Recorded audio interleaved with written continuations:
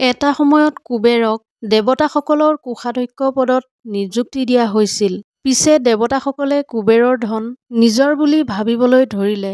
সেয়েহে কুবেৰে ত্ৰৈলোক্যৰ ভিতৰত সকলোতকৈ ধনী বুলি ভাবিবলৈ ধৰিলে আৰু মনত অহংকাৰ ভাৱ উৎপন্ন হ'ল। এদিন কুবেৰে ভাবিলে, মোৰ বহুত সম্পত্তি আছে, কিন্তু এই কথা কোনেও নাজানে।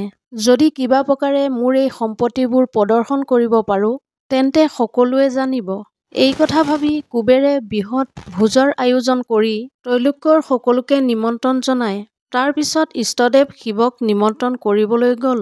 কুবেৰে ক'লে, হে প্ৰভু, মই এটা ভোজৰ আয়োজন কৰিছোঁ।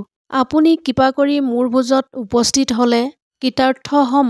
কুবেৰৰ মনৰ অহংকাৰৰ কথা জানিব পাৰি শিৱই ক'লে, হে কুবেৰ, মই তোমাৰ ভোজত উপস্থিত থাকিব নোৱাৰিম। তুমি মোৰ সলনি গণেশকে তোমাৰ ভোজলৈ নিমন্ত্ৰণ কৰি যোৱা। গণেশ সন্তুষ্ট হ'লেই মই সন্তুষ্ট হ'ম।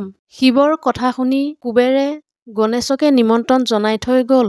ভোজৰ দিনা আন অতিথিতকৈ গণেশে আগতে উপস্থিত হ'লগৈ। গণেশক দেখি কুবেৰে আদৰ যত্ন কৰি বহুৱাই বিবিধ ব্যঞ্জনেৰে সৈতে খাদ্য পৰিৱেশন কৰিলে। পিছে গণেশে সকলো খাদ্য তৎমুহূৰ্ততে খাই শেষ কৰিলে। তেতিয়া কুবেৰে আকৌ বিবিধ ব্যঞ্জনেৰে সৈতে বহুতো খাদ্যবস্তু আনি গণেশক দিলে। পিছে গণেশে সেইখিনিও মুহূৰ্ততে খাই শেষ কৰি পেলালে। কুবেৰে এফালৰ পৰা আনি দি আছে, গণেশে এফালৰ পৰা খাই শেষ কৰি গৈ আছে। কিছু সময়ৰ পাছত কুবেৰে ভোজৰ বাবে ৰন্ধা সকলো খাদ্য শেষ কৰি আৰু বিচৰাত কুবেৰে সিদ্ধ খাদ্য শেষ হোৱা বুলি ক'লে। তেতিয়া গণেশে কুবেৰৰ ৰান্ধনীশালত সোমাই ৰান্ধিবৰ বাবে যোগাৰ কৰি থোৱা কেঁচা খাদ্যবোৰো খাই শেষ কৰিলে। সকলো খাদ্য খোৱাৰ পিছতো গণেশৰ কিন্তু পেটৰ ভোক নুগুছিল।